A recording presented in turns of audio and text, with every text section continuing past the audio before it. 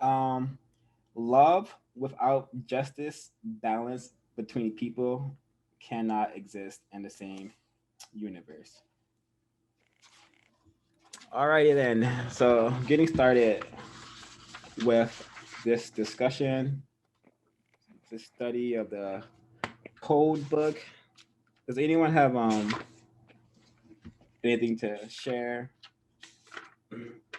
from page 32?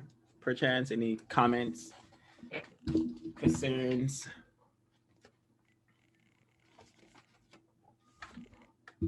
Did that make sense? Yes. Yeah. I can start. I have to head out early.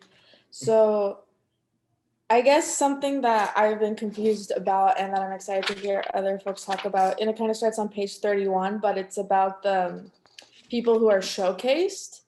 And then in the later part on page 32, it says, don't allow frustration or anger to like guide what you say about non-white people who are being showcased. Um, and I guess I don't know. I think that's important, but I feel like what if these people are exploiting other non-white people?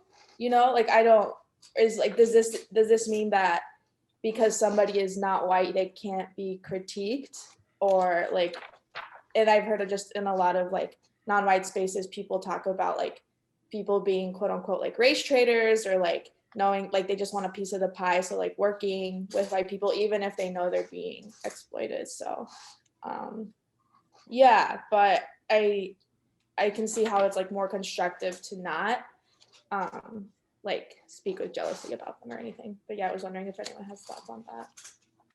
Yeah, I would have to agree with you, Sarah. Am constantly, I constantly forget not to be upset at these people.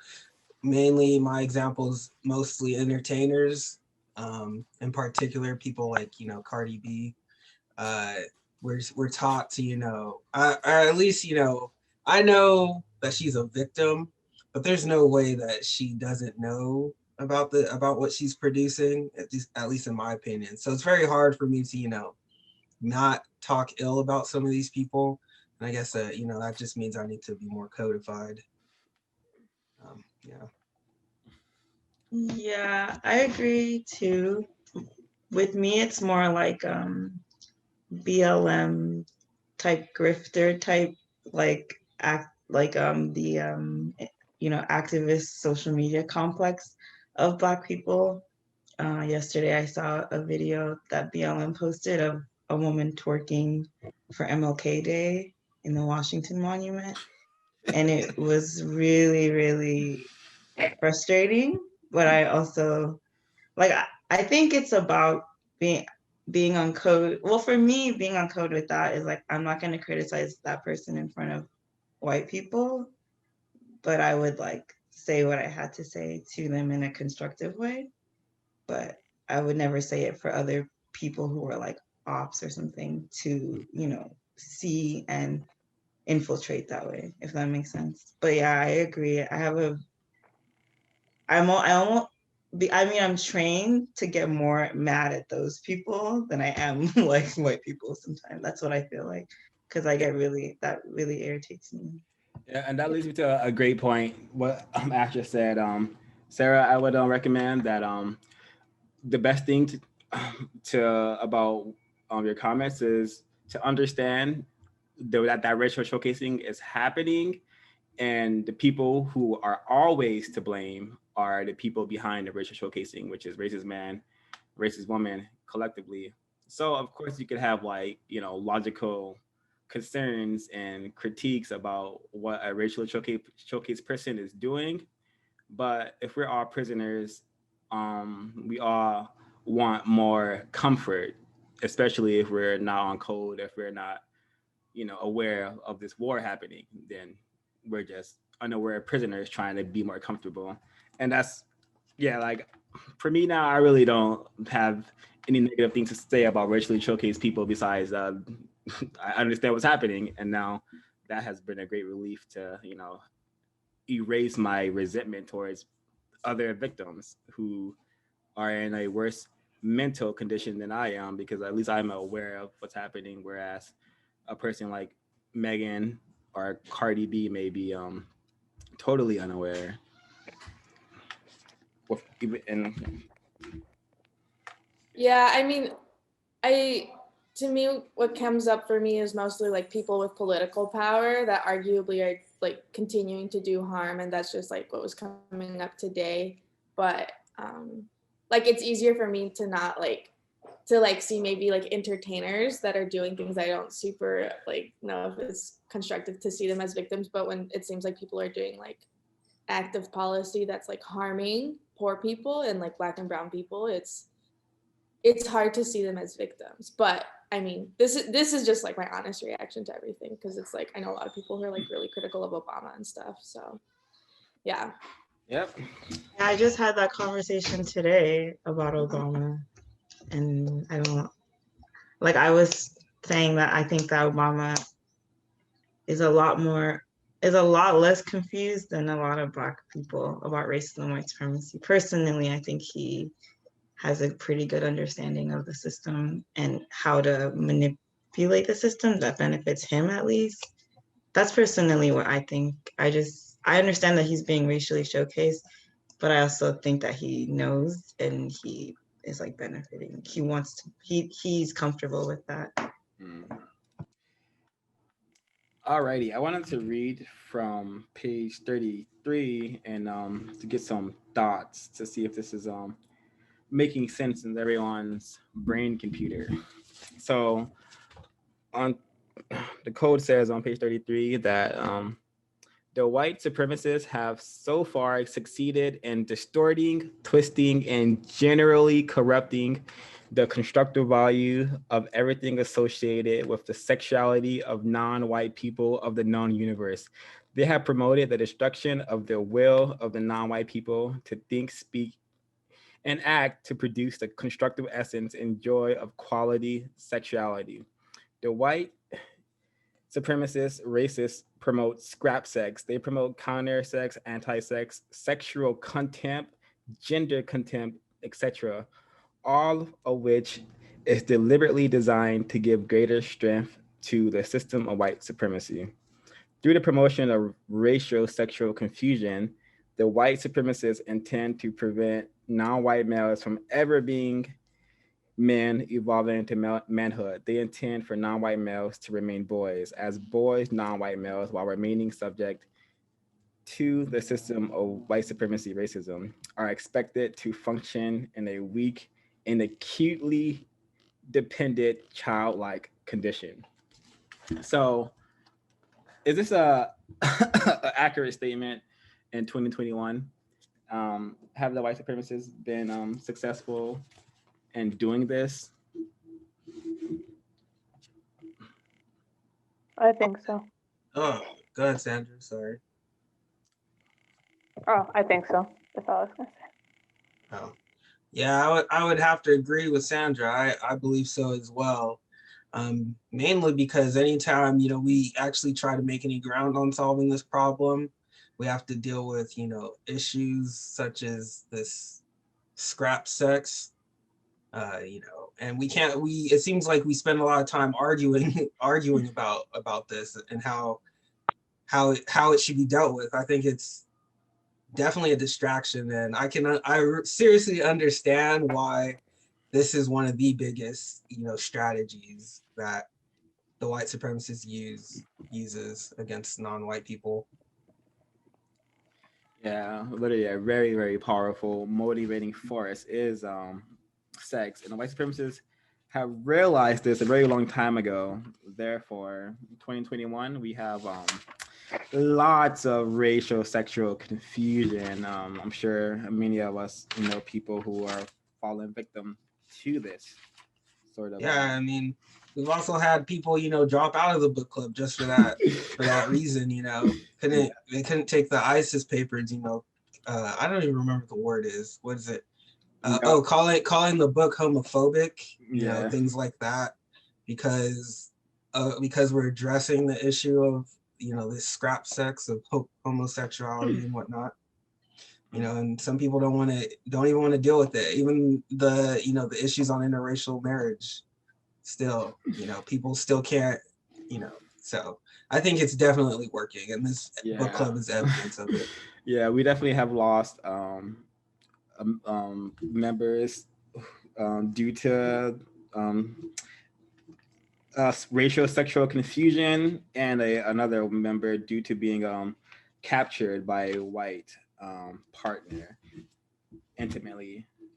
So yeah, this is really dangerous stuff that we're dealing with when we're dealing with sex, and particularly with sex with non-white people. I mean, sex with white people and countersexual sex. I want to talk about this sexual contempt and gender contempt, because I think that's a really good way to understand like this all men are trash, or like you know how the sexes, the males and the females, have been pitted against each other, and I just wish it was like me reading this, it was really very, very easy for me to understand. Oh, the game that's been ran on Black people, non-white people. And then when I think back about my experiences in Berkeley and how I met so many victims who like had their brain computer had realized that the system will never allow them to be a male or a man. So they were call themselves they, them, you know, completely ridding themselves of that pronoun, because their brain computer somewhere deep down inside knows that something is preventing them from being a man or something. So we see this racial sexual confusion being refined in so many ways. When I got to Berkeley, I was bombarded with this racial sexual confusion, that to the point where it was normal. It was totally normal to, you know, I had people saying, just don't call me a man, don't call me a woman, particularly non-white people. I am not that, because for whatever reason, they had decided to do that. I believe it's brainwashing. I believe it's systemic racism. So I just, again, not get super into it, but I mean, there have been like gender variant people in Black and Indigenous communities since before colonialism. And so I mean, I think that like white supremacy definitely causes a lot of dysphoria in people as individuals, but insanity. Yeah, like, but I you know, like, I personally disagree on this bit. I think it's, you know, people should be skeptical of like, be careful with who they're intimate with. I think that's good, but I think also like a lot of time, yeah, like two-spirit people have always existed. But yeah, that's my 2 cents. So you would you promote countersexual activities, and would you also promote engaging with white people? What's countersexual activities? Homosexuality and lesbianism. Yes. And what about? Yes, I would promote it.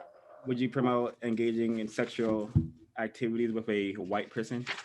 I don't think personally, but you know, I don't think it's this. I will say that I don't think it's the same for when white people don't want to be intimate with non-white people, and like when non-white people reciprocate that, I don't think that's like the exact same. I think a lot of people are like, that's separatism, that's dangerous. I think it's like it's important to be wary, but sorry, that's my dog barking. But you know, actually, let me rephrase the question.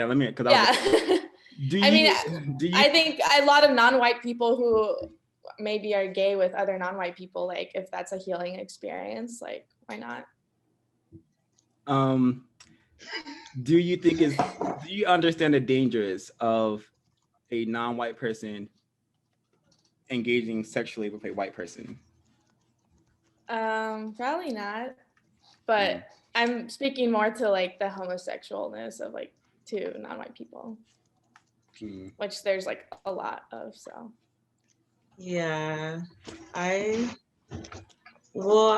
kind of like, I personally still like, I personally, yeah, I kind of agree with Sarah in terms of like two non-white people. being together. I don't really.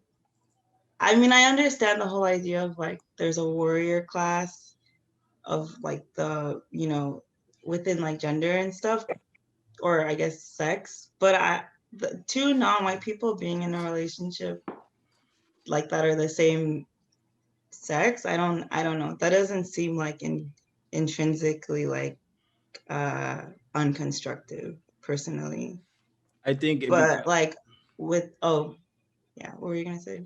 I think that can be perfectly I think the danger comes in when children start seeing this behavior and they start forgetting where this behavior, and they don't understand, first of all, where the behavior is coming from. They don't understand that this behavior is largely perpetuated by a racist man, racist woman. And it started before either of us were on the planet. So the danger comes in where we see a bunch of anti-sexual people on planet Earth, and then these kids are also seeing this anti-sexual behavior. So we grow up with generations of kids whose only concerns, I would say, are non-constructive things. Because when the sex is disrupted and there's a large confusion in that area, I think the code book says it quite well. It's really easy to dominate someone in the rest of the areas of people activity if you have them confused sexually. And does that make sense? I have a question, Swat. Yeah, I just disagree, but you know, Yeah. okay. Like, yeah, I mean, I don't agree with everything I read, and so I don't agree with this in the book, but like, that's okay. We can move on. Yeah. No, I have a question as well, because just so I'm clear on all of this, and just so from what I've read, and I'm trying to pull because I can't find my Yoruba book at the moment, but also, sorry, I just remembered. So I can't remember if it was last week in the code book where we read that it doesn't matter, or it might be Yoruba. It doesn't matter like where the confusion is coming from, but it matters when they're not understanding racism, white supremacy itself, because they're going to be confused no matter what if they don't understand the actual problem. So my thing, are we talking about like being lesbian or gay or homophobic, which are homosexual, sorry, in the sense of just that, or are we talking about it in the terms of being confused about racism, white supremacy? So then that is like the problem, like, you know what I mean? I'm trying to like. Yeah, I agree because I'm. Well, you can go, Ezekiel, because I think you were gonna say something.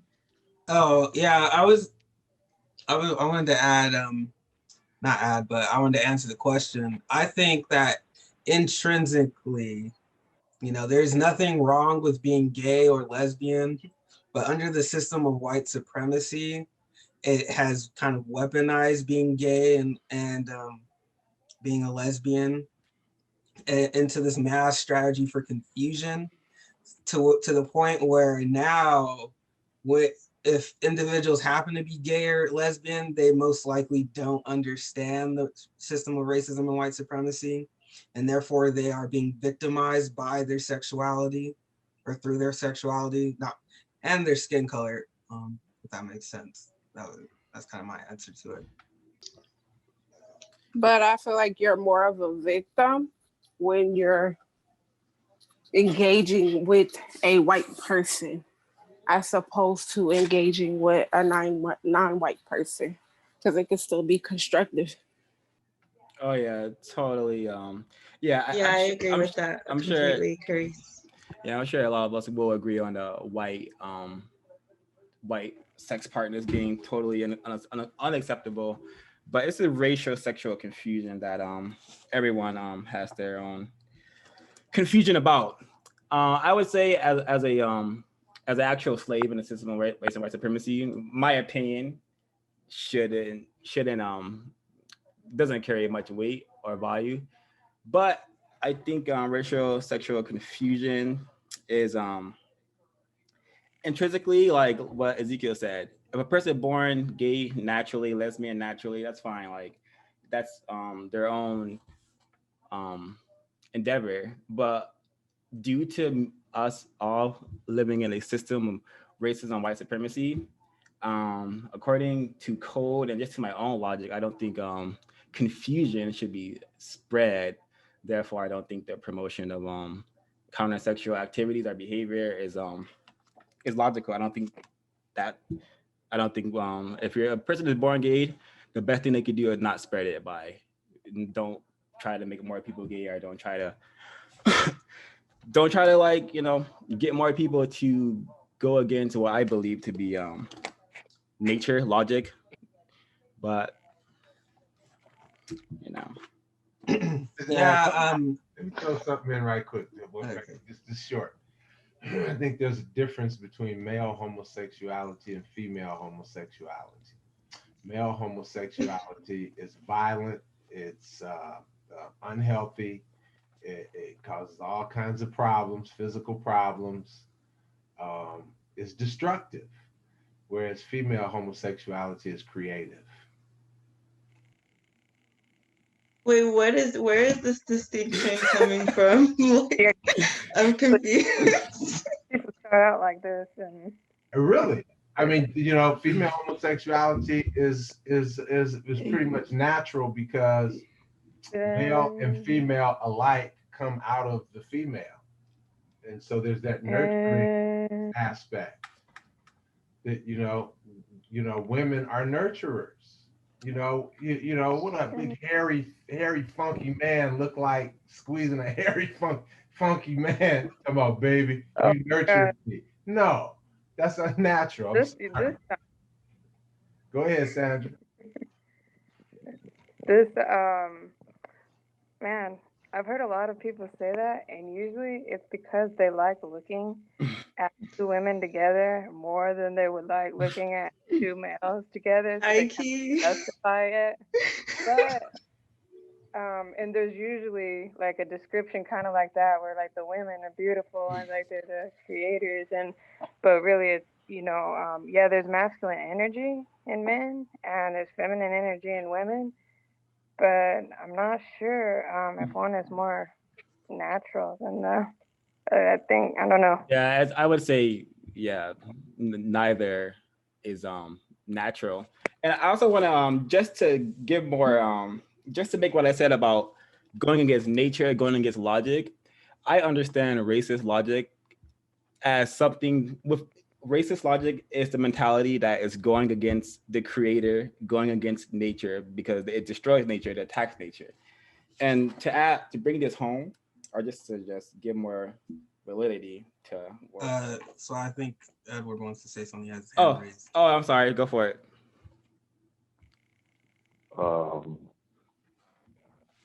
Yeah, I think I'm lost in this conversation, actually. Just trying to understand everyone's point of view. As far as when it comes to sex, so my own personal code is that sex is male and female, one of each. Now, I don't try to tell other people what to do. So what I mean by, that's the definition that I use, sex is male and female, meaning that I'm going to act like sex is male and female. You can count on me acting like that. But there's a lot of people trying to tell each other what to do. I remember having a conversation with Mr. Fuller, and one of the things that he said was that it doesn't matter what you try to do under the system of racism, white supremacy. The smartest, most powerful white people are going to pervert it.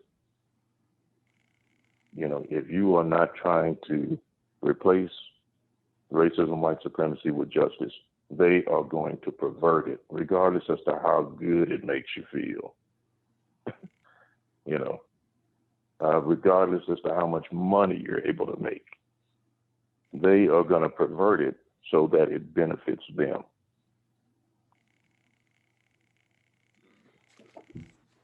So the whole conversation about males being unnatural, females being natural, males come from females. So now what? You know, I'm not challenging anyone with that. I'm merely asking a question, and hopefully people will begin to think about what the answer to that question would be. You know, if males come from females, aren't males nurturers? And what is it in a female's body that when she produces a male, he's no longer a nurturer?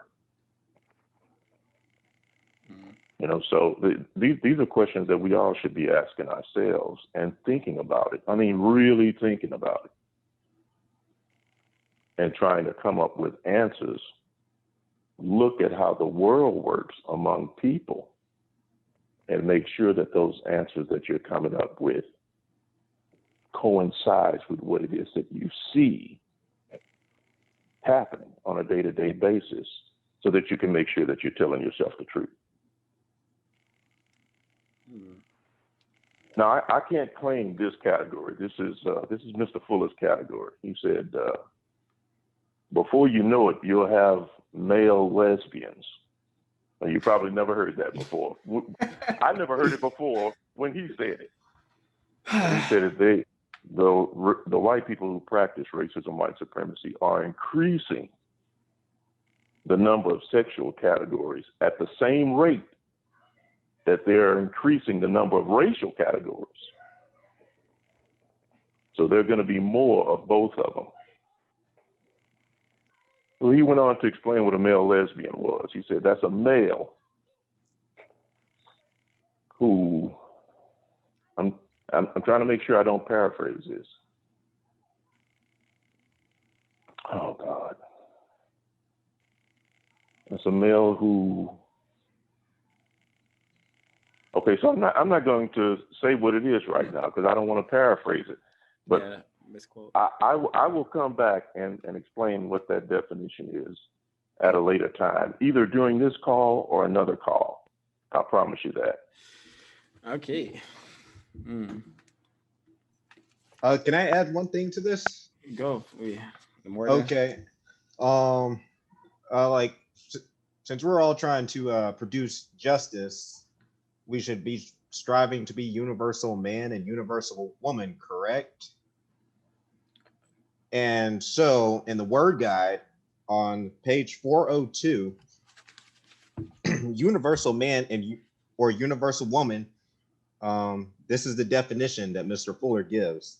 Use this term to apply to any male and or any female person who knows and understands truth and who has used that knowledge and understanding in a manner that has produced justice and correctness in all places, in all areas of activity, including economics, education, entertainment, labor, law, politics, religion, sex, and war, counter-war.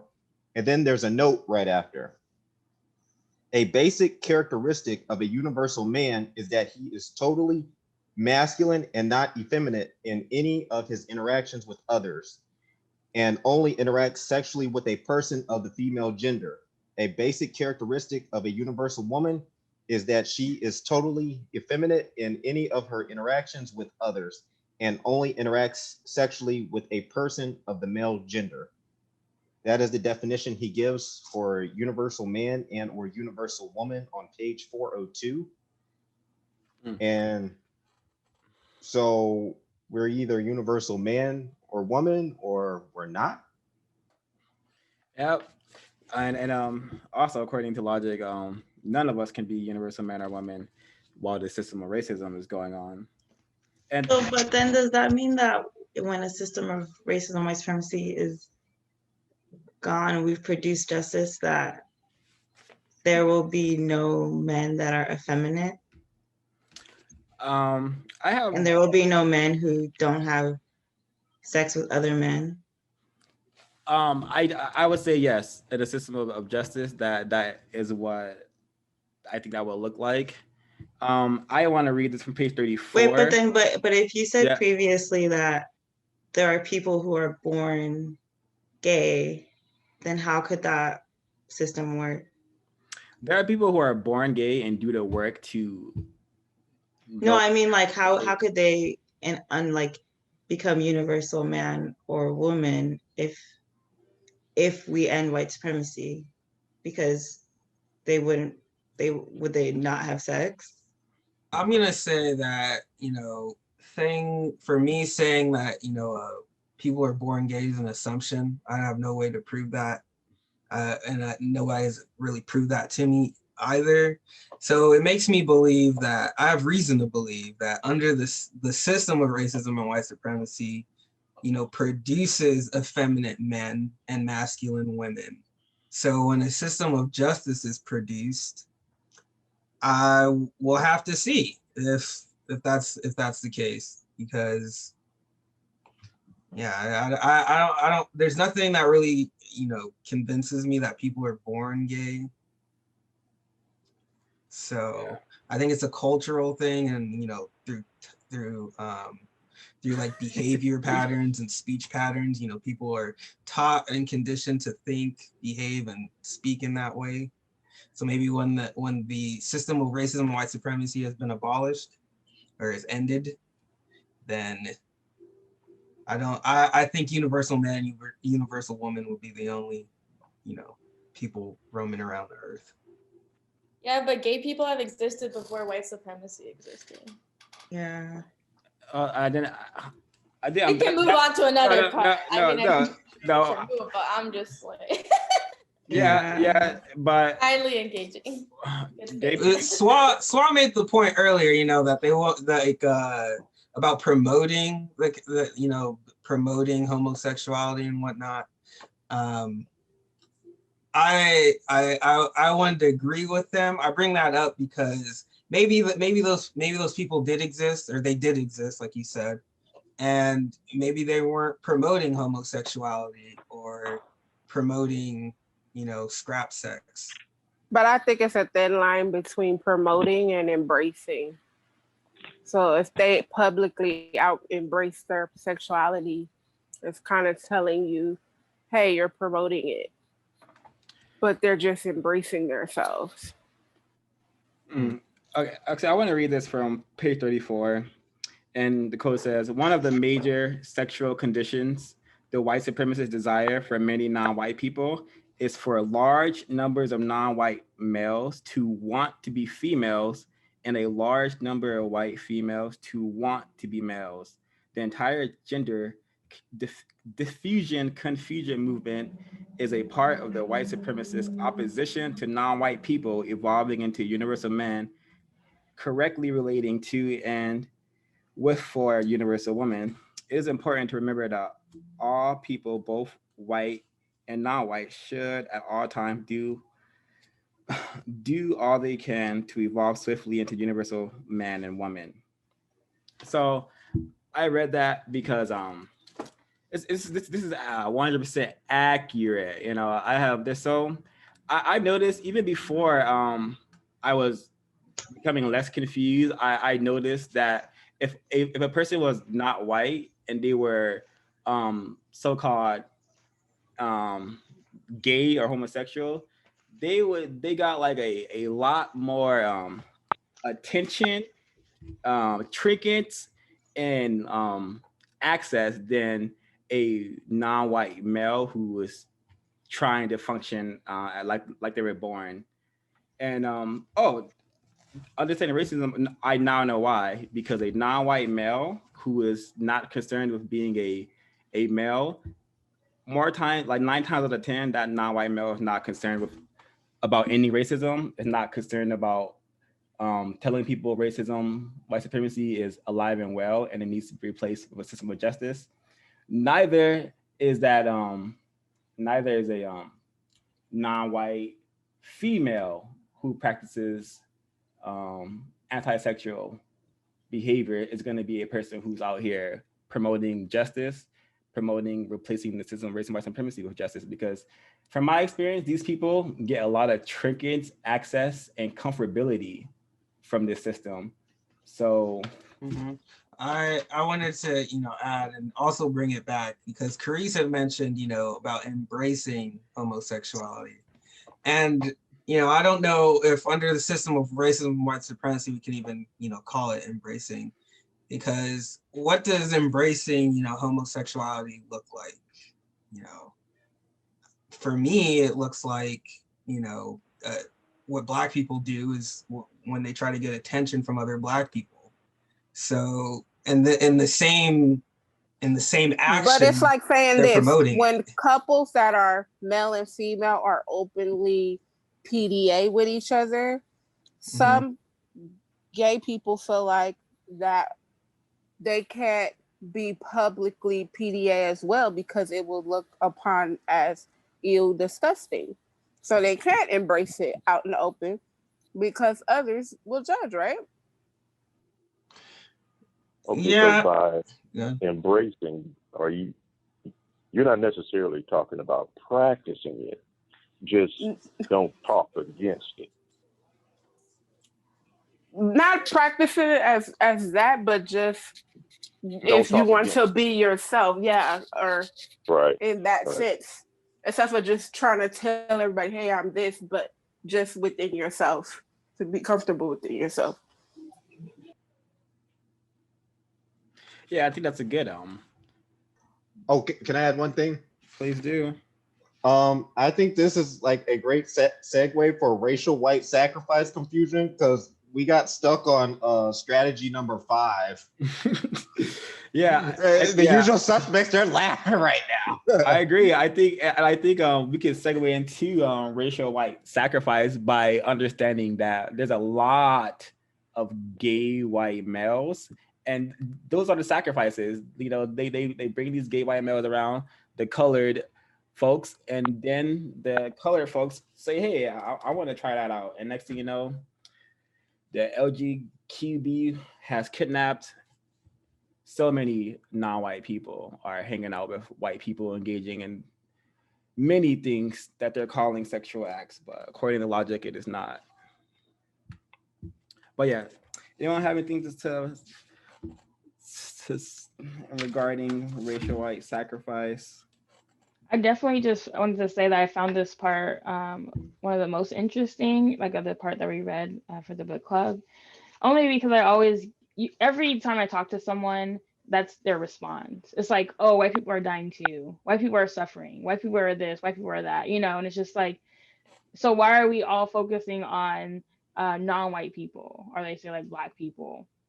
And it's just like, now I have something to say to them, and I'm just like, this is why, you know, don't be fooled as I once was fooled. So it's very interesting, and I'm glad that I got to read this portion of it, because I feel like this comes up a lot in a lot of conversations, even when you think of just like some of the Holocaust or other things. It's just like, you think of these things and people always want to bring these up and say like, oh, well, white people died too.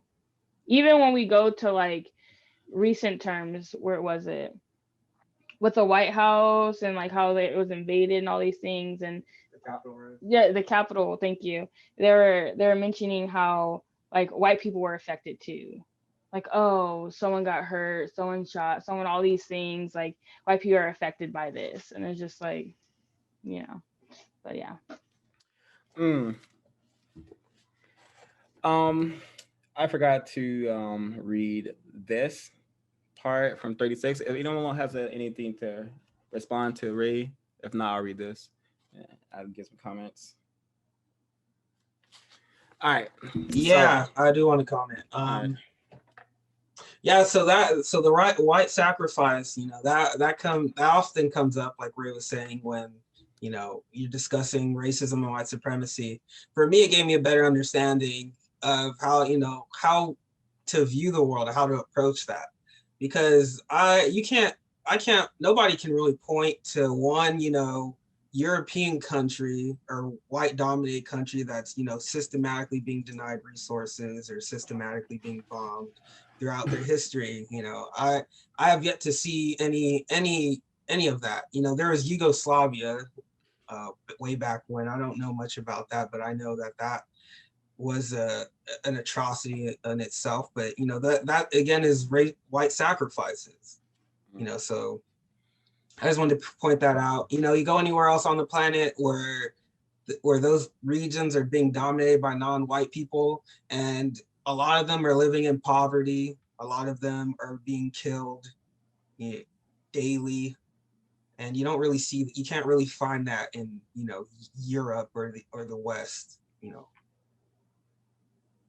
But I think people that are non-white, they're starting to not care if white people are getting killed or getting set up in a way to engage in white supremacy. I think they're getting less confused.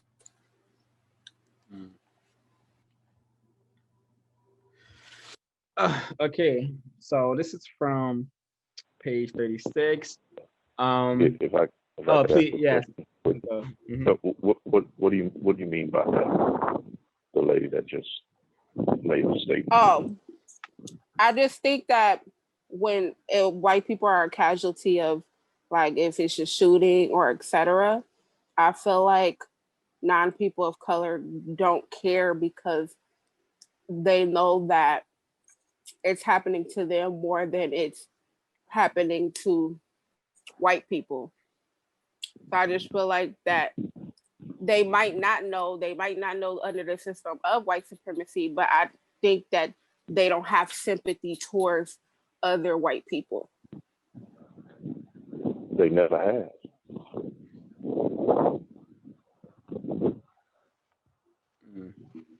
Yeah, they never have. They don't like each other.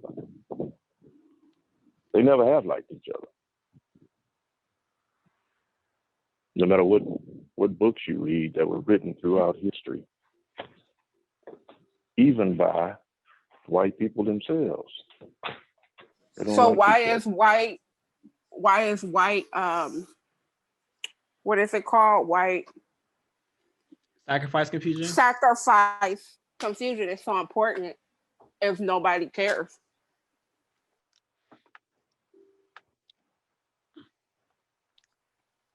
It's a way for non-white people to understand what they see when they're looking at it. The system of racism, white supremacy is a business, and it functions on business principles, meaning profits and losses. They understand that there are going to be a certain percentage of white people who are going to have to be sacrificed in order to keep the business running. They understand that. The reason it's in the code book is so that Black people will understand it when they see it happening. And don't think, oh my God, racism, white supremacy is over with. No, there are going to be, as there always have been, a certain percentage of white people who are going to be sacrificed for the good of the system itself.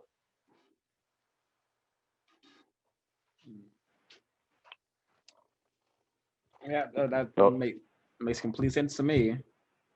Yeah, the whole purpose of the code book is to get non-white people to use words not only with their mouths, but also with their mind to understand what you see when you're looking at it. The whole purpose of the system of racism, white supremacy today, I don't know what it was 2,000 years ago, but today is to confuse non-white people. I want to keep you confused so that they can keep their control. They want to keep you niggerized so that they can keep their control. The code is supposed to help you to de-niggerize. De-niggerize your thoughts, your speech, and your actions.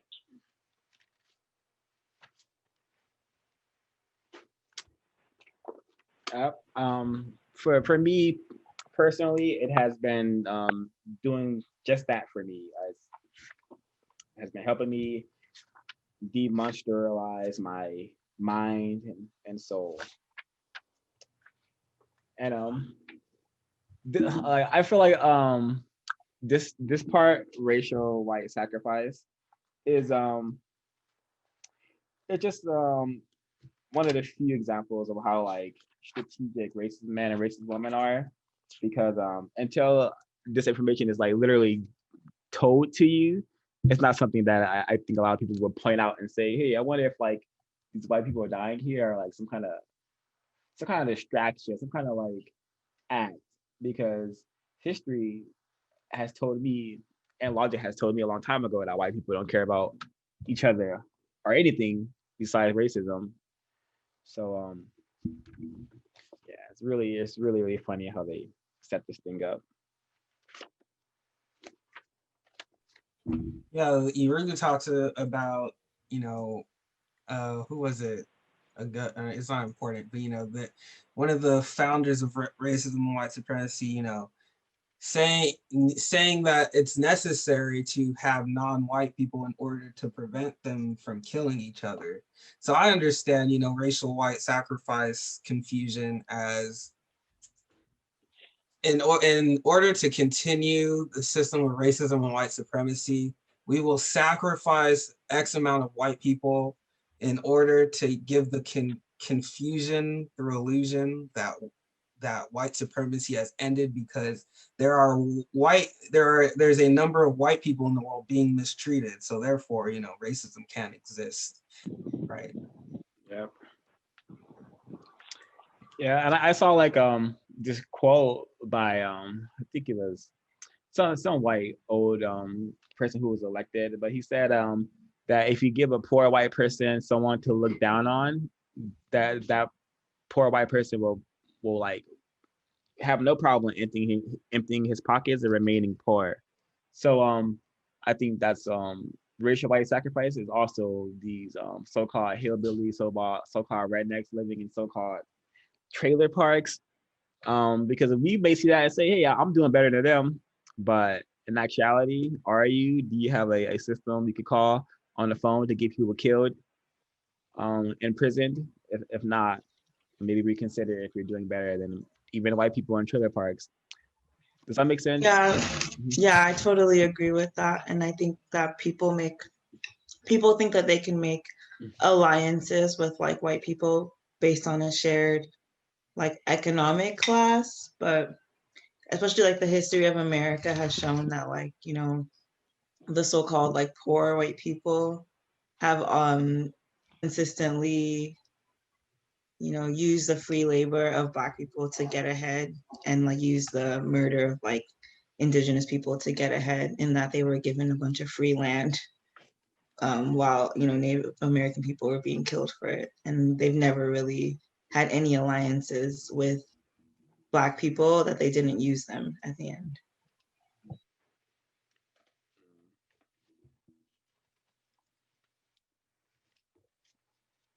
Yeah, like TBH, I don't really care about white people dying, so I don't really have much to say about this. I understand it fully. So if anyone has any questions, comments about racial white sacrifice.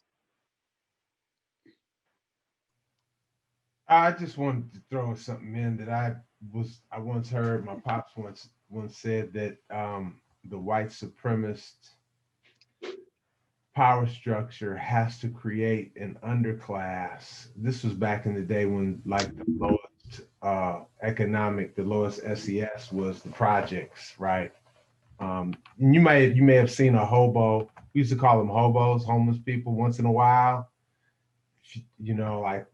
Like on the train tracks, you might see one or two, or like when you go fishing, out there.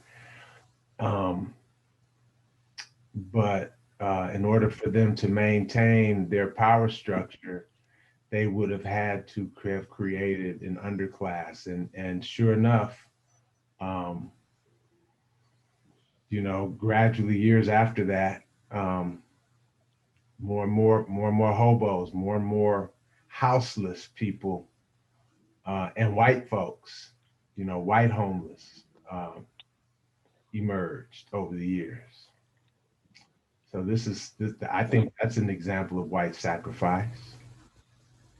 And then we can go all into the economic discussion as to how it was created, but it was definitely created.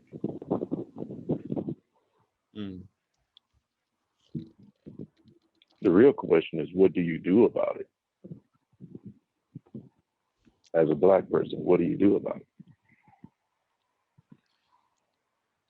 Call it what it is. You should mind your own business and not try to save them. You know, you have to develop your own personal code as to what it is that you do about it. Yeah, my own personal code when dealing with white homeless people is don't give them anything. You know, that's because they have white skin. That's all a person needs in society to get what they need, as far as I'm concerned.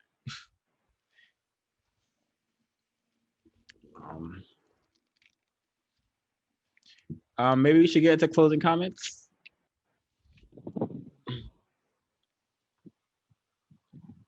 Yeah, sounds. Feeling like. Did we not go into the compensation? Isn't that also? Oh yeah, I forgot. Yeah, I forgot.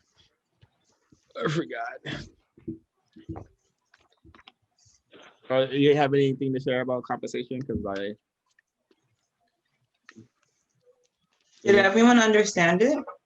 Because for me, it was confusing until I actually heard Swa talk about it, and then it made sense to me. Was anyone else confused by it, or does it make sense? I was slightly confused, only slightly. Some parts made sense, and then other parts were confusing. So I would enjoy it if we went through it, came to common understanding. Yeah, I'm kind of confused of why do they, if compensating is not under or over, why do some people consider it under compensating if it's like a balance to it? I think a lot of people consider a lot of things, Carice, and that's because I think we should stop worrying about what a lot of people consider, because and particularly in that regard. So but right now, I would like to give like an example of compensating. Right now, everyone in this book club is compensating for the lack of there being a system of justice. You know, that's why we're out here, because like there's a lack of that system of justice, and we are here now in this book club compensating for that. Does that make sense? And like, yes. Yeah, and so so for understanding, for me to understand, compensating is, I remember it says something about like a polar opposite or filling the gap. So like, say there's a lack of like water, and then compensating is to give water because there's a lack of water. Is that what that is? Is that? But how do you know when you're compensated? And so Dr. Wilson used to say that every act is an act of compensation. This is at the root of her theory. The theory of color confrontation theory? Yeah, that's it. It's at the root of her theory, meaning that white people are practicing racism, white supremacy as an act of compensation. Yeah. If you really read her theory. Yeah. As an act of compensation for their lack of melanin. Yeah, for their lack of something. I never could get Dr. Wilson to pin it down for me. I've asked him many times. Yeah, I think I think decoding the ISIS papers, it's quite clear to see what they're compensating for. Everything that all the stereotypes that they push on non-white people, all the lies that the Black race has attached to it. Those are all the things that white people are compensating for. If you want to use their, if you go about decoding what white people are saying and their symbolisms and whatnot, they're compensating for being they view themselves as ugly because they have that that skin condition of being white. Right. Yeah. Yeah, but I did hear it. I'm sorry. No, I was just gonna say what what you just validate what you just said, that I do think that every act is an act of compensation. Even the code book said that as well. Oh, it does. Particularly Okay. 2016 version does. Yeah. I see the 2016 edition uses some of Dr. Wells's work. I won't get into that right now because you guys are in the middle of reading it. So during the process of reading it, I'm sure it'll jump out at you. No, we've actually all finished it. Oh, you finished it? Yeah, everyone everyone right now has finished. I mean, I'm not sure about Dan actually, but yeah. Did you read the first edition, the 84 edition, as well? Oh no. I think there's confusion. She's talking about the ISIS paper. Most people here have read the ISIS papers. Not the entire code book. Like very few of us are have read deeply into the code book. Okay. Yeah. I got a quick question though about from the 84 edition, 34. There's a little section that I put a note for examples to okay. So it says white supremacists strive to decrease the necessity for using direct violence and or direct violence against non-white. They instead strive to increase the use of deceit as the basic means of causing their victims to enjoy and or not resist their subjugation to white supremacy. Mm-hmm. And I put examples in my notes on the side. Do anybody have any examples of that? Ooh. Well, the act of violence is more costly. It costs more to do that. It costs a lot of money, to arm people and give them tactical gear and send them off to war in all of these so-called countries where non-white people are, or these neighborhoods, even right here in what's called the United States, where non-white people are.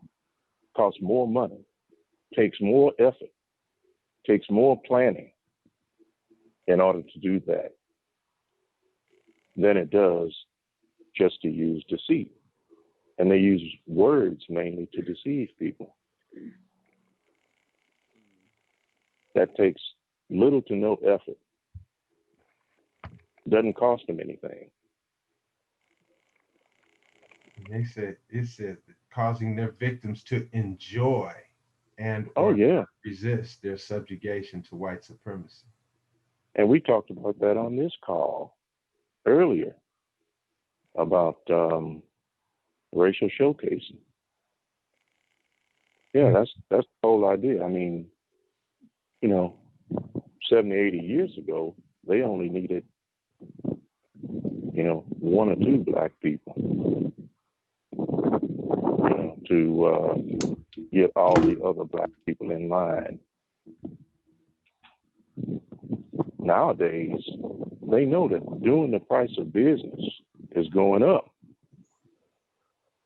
So one or two black people ain't gonna do. They're gonna have to have millions of black people with millions of dollars. They know that.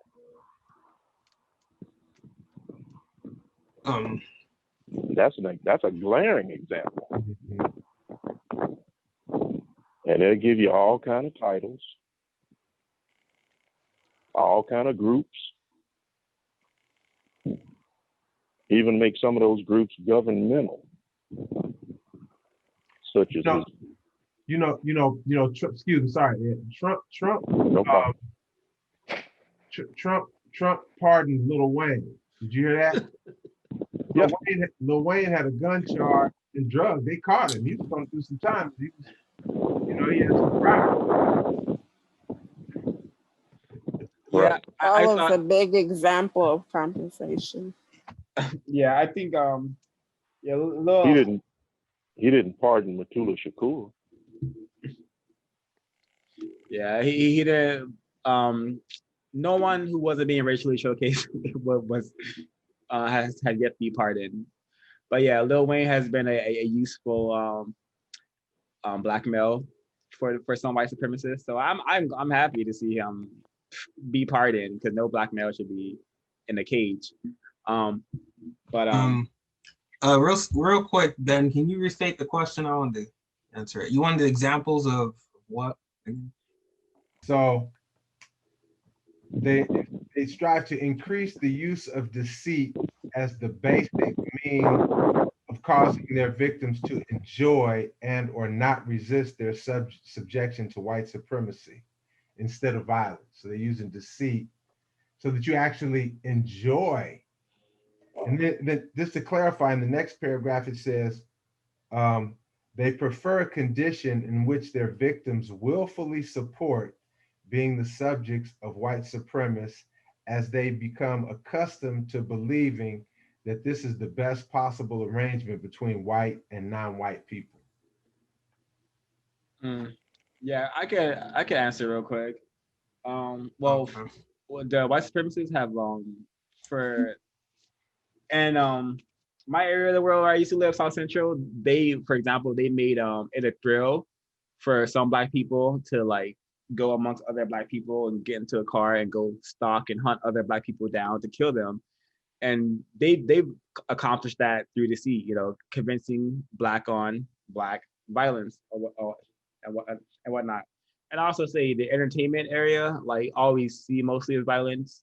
So and also to quote, Kendrick Lamar thought it was cool to look the judge in the eye as he sentenced me. So this is all like messages and like conditioning that we get 24/7 that makes it so the white man don't gotta come out, with a whip and rifle anymore.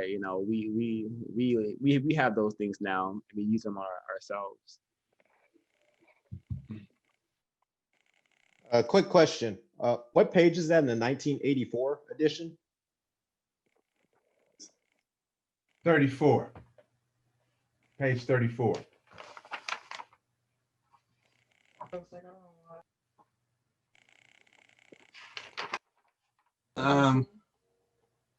I wanted to give a crack, but for some reason I kept thinking of like SoundCloud rappers when Ben brought it up.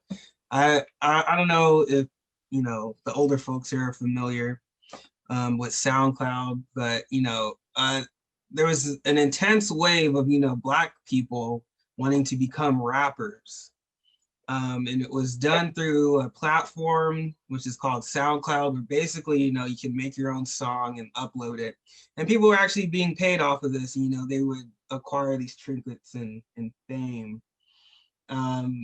I felt that was, one of the ways that people felt like if I was able to make it on SoundCloud or become a rapper, the system of white supremacy isn't so bad. I was able to make my living. I'm able to get my money. And this system's not so bad. I'm able to do something that I love. People say that, something that I enjoy doing, which is making music. So that's what was jumping out to me. And I feel that people are being misguided and misled, because those SoundCloud rappers for the most part aren't producing anything of any constructive value, in my opinion. And for the most part, they're just multiplying. It seems like the numbers were getting outrageous at one point. Everybody knew somebody that was trying to become a rapper on SoundCloud. Somebody's always trying to shoot you a new mixtape this week and a new link. Yeah. Just to bring it back to go for it, Eric. It comes down to two basic things. Do they want The two things are comfort or justice. Do they want non-white people producing justice? Or do they want non-white people comfortable enough so that they won't think about producing justice? That's what it really comes down to. The more non-white people they can get to be comfortable, whether that's giving them land or money or oil or whatever the case may be. Because they've seen through their experimentation that when non-white people are comfortable, they don't talk about producing justice. Yeah. They saw this 60 years ago when black people couldn't sit in the same restaurant with white people. Then you see the signs go up. Black people standing on the corner. No justice, no peace. No justice, no peace. So, well, you know, they're getting a little rowdy. Let's let them sit at the restaurant counters with white people. And as soon as they did that, the signs went down. They say, hey, these people don't want justice. They want comfort.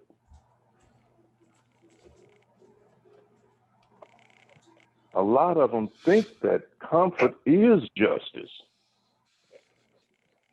So let's make them comfortable.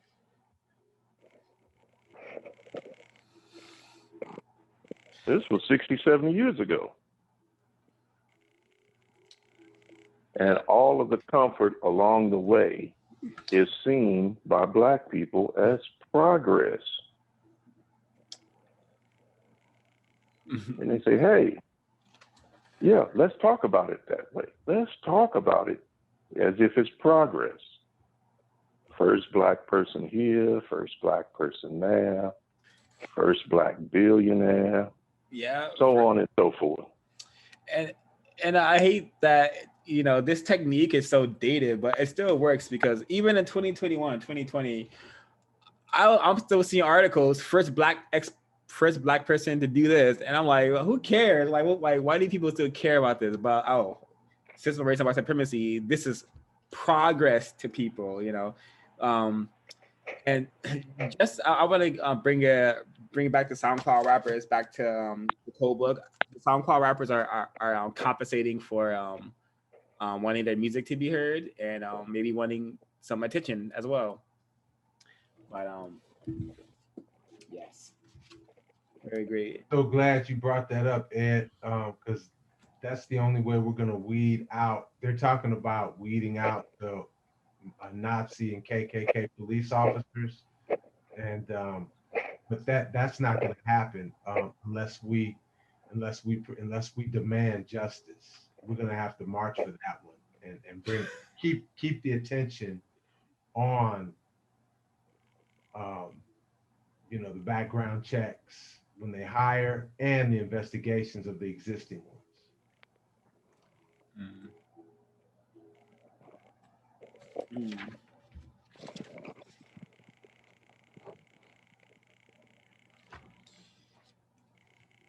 Do we have any more comments about compensation, the code? Yeah, I do. So I wanted to understand, so the law of compensation asks for what should be given, accept what is granted, compensate for the difference. So I think I was having most trouble with compensate for the difference. So maybe if you know, you could explain that, you know, go through it, give your general understanding, somebody here. Yeah, I could give it a crack. So compensate for what's not given. So we go to the white supremacists and we say, hey, we want a system of of justice, and they say no, you guys can't have that. So to compensate for it, we have to get as many non-white people to go ask the white supremacists as well, so they have to give us a different answer than no. Does that make sense? So we have to, or I say you ask someone for a piece of bread, and they give you, I don't know, maybe they give you like something to bake the bread, but you still have to. So say they give you like something you have to bake the bread in, right? So to compensate for what was given, you have now take this bread to someone's like house to cook it. That's how you would compensate for what was given. And that's my understanding of it. And just to add to you, Swab, from what I understood as well, in terms of like, to give an example, is the welfare system. Because obviously we know like what the welfare system is, and how it is detrimental to non-white families or Black families in general. So it's one of those things to say like, you ask for something like, hey, I need funds to survive, because X, Y, and Z reasons, whatever the reasons are, I need funds to survive. But the white supremacist response to that was like, okay, we'll give you funds to survive, but you can't have this in your home. You can't have like a Black man in your home. You can't do this. You can't be working. You can't do this. So for the non-white people need to go back and say, you know what, I need to be compensated for the difference, because that's not really what I asked for. I asked for funds, like basically they need to rephrase it, funds free of charge. You know what I mean? So it's just, that's what I understood. And I thought extreme, like right to the welfare system, because now that's a great example of needing to go back and be compensated for that difference. Because we want, like, like if for that sense, we want the funds to survive, but we still want our Black men in the home. We still want to work. We still, you know what I mean? We still want all these things to exist. And still be compensated.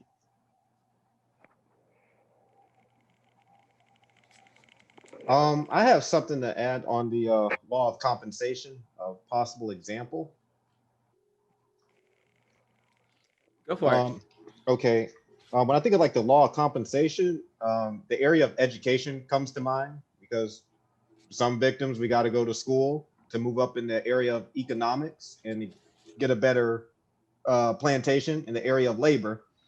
So when you want to go to school, you got to do the FAFSA. So what asking for what should be given in education or degree. And then when you do that, they'll usually give you, a grant or a loan.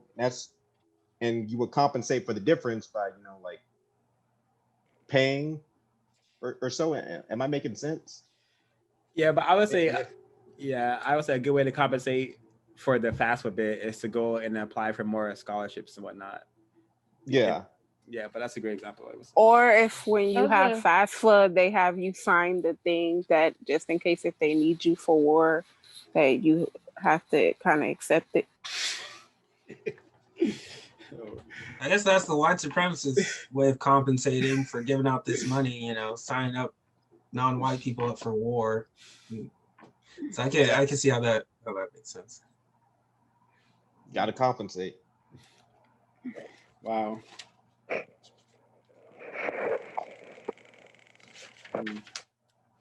Yeah, so every action is some sort of compensation, to breathe, to compensate for not wanting to die, or not wanting to die by suffocation. Some people may want to die, but not by that means. I think maybe we should get into closing comments. I will start for my closing comments. I want to read this part from page 36, because I'm so aware of like sex being if not the most powerful motivating force on planet Earth, and the white supremacists have like taken this reality and totally just have created a atmosphere and environment where talking about the people area of sex is just so volatile and exhausting. But if if we could do that and bring clarity and truth, then it's worth it. But I want you to read this from the code, page 36. And da, da, da, da, da. I'm just gonna read all of it. There's reason to believe that a substantial part of white supremacist racist racial sexual confusion strategy is to promote the concept that the vagina of the non-white female is of little or no value in the world of future sexual classifications. Since the beginning of the system of white supremacy, the white supremacists have consistently worked to disrupt and confuse any commitment by nature that attracts the non white males and females to each other sexually in a constructive manner. Therefore, according to compensatory counter-racist logic, the practice of the practice of genderism, sexual intercourse, and or sexual play between non-white males and non-white females exclusively is the best and correct procedure to evolve and or mutate into non-white people fulfilling the basic concept of universal man and with for universal woman, people who practice justice and correctness. The promotion of artificial, confused sexuality among non white people of the known universe is intended to be the most powerful strategy against non white people that the white supremacists have produced since the invention of white supremacy. So this is their A game. You know, this is their like uh black card. I don't know if it's code to say that, but this is like their trump card. You know, sex. And I don't believe there's much. I don't believe we can make much progress in this in producing justice if we totally understand how sex is being used against us and how anti-sex counter-sexual behaviors does little or nothing to produce justice or correct thinking people who will be interested in producing justice.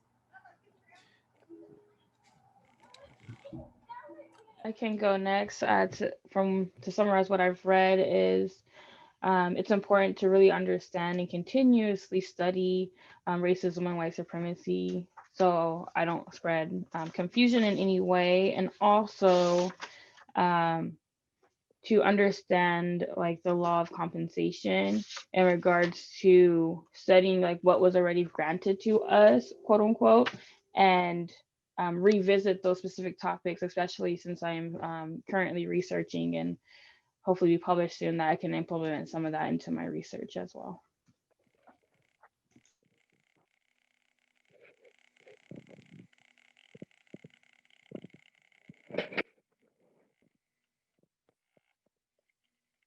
Okay, for my closing comments, this was I'm glad that we, shortened this read to these chapters.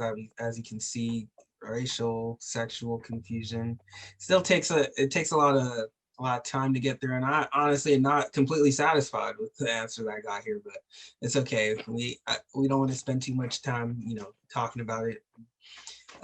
So for me, that these were important chapters to read and definitely gave some greater understanding. Glad I read it. I'm looking forward to learning more and becoming more codified.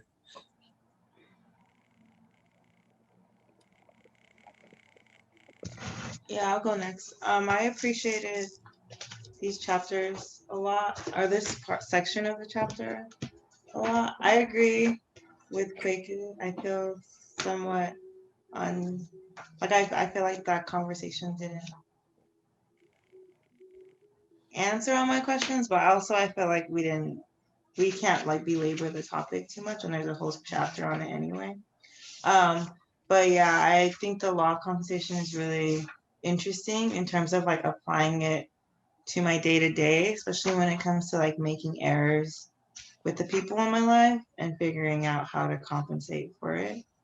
So yeah, I'm excited for the next chapters. sections. Page. You can just say pages. You know. Yeah, pages. I enjoyed reading what I've read for these pages. I'm glad to get more of the understanding of compensation so that I can apply it when on my day-to-day. You got to give something to give something. So, yeah. I like that. Closing comments? Any other takers? I guess I could go next.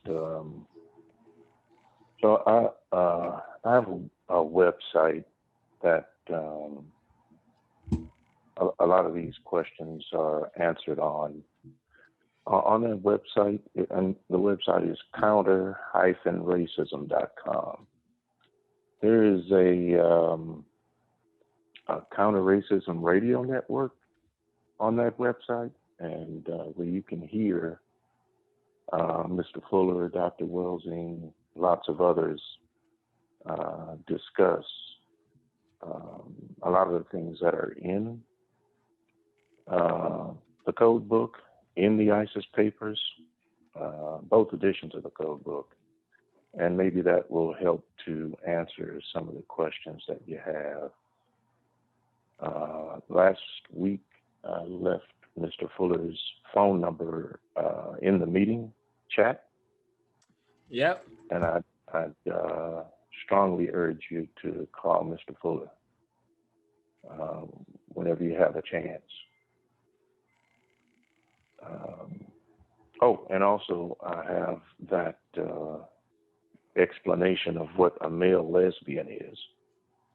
It's a male who likes females. So Mr. Fuller says that this is the eventuality of where all of the racial, sexual categories are going. A male who likes females. This is a male that doesn't like females the way that males like females. This is a male who likes females the way that females who like females like females. So it's a very interesting thing to think about. Yeah. You know, in other words, it's a mind thing. There's nothing. I was just gonna say, Everett, that like a lot of people may not be understanding what you're saying, but me understanding how powerful the mind is, I totally understand what you're saying and what that means. And it's wow. It doesn't matter so much whether you have a penis or a vagina. It's a mind thing. And so the idea is to get non-white people wrapped up into a lot of these mind games. So much so that they accept them and become comfortable with them so that they won't try to produce a system of justice. And it's been working. It's been working. For decades, for hundreds of years, it's been working. Meanwhile, the white female and the white male get together and as best they can produce offspring. So it's something to think about. So if you ever get a chance, visit the website, and there's a lot of things to listen to, look at. There's a counter-racism television network. If you ever want to produce any videos, be more than happy to put them on there for you. Anything that you want on the Counter-Racism Radio Network, I'd be more than happy to put it on there for you, as long as it deals with the production of justice. There's no issue. Very appreciated. Very. Yeah, I would highly recommend everyone going to CRTV and watching all of the videos there. Like I have like very constructive use of your time being on that website. And it would be even more inspirational if we could even post on the site too, because yeah. Closing comments? I'll go. In regards to Area 8, BGQ, we all said what we said. We need to stay focused on the problem, and we need to compensate for the time we spent on Area 8 next meeting, and continue moving forward with the code book. United Independent. Well said. Ben, did you have a closing comment? The only closing comment I had was great discussion. Looking forward to receiving the book, and if I don't receive it within the next couple of days, I will need the pages for next time. No problems. Let us know, please. Okay.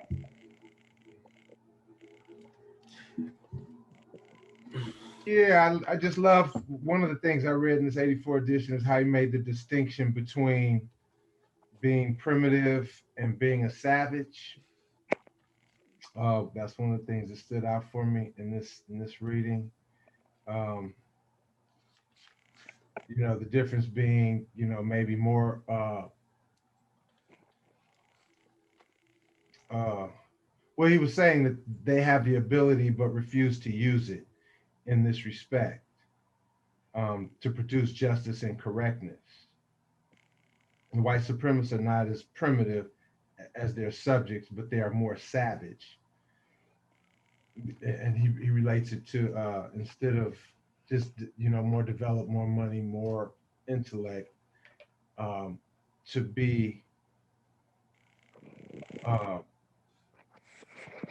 primitive doesn't necessarily equate to savagery, where it's, and then just how you guys clarified how I may be subconsciously just constantly looking at how a person can subconsciously be actually supporting white supremacy.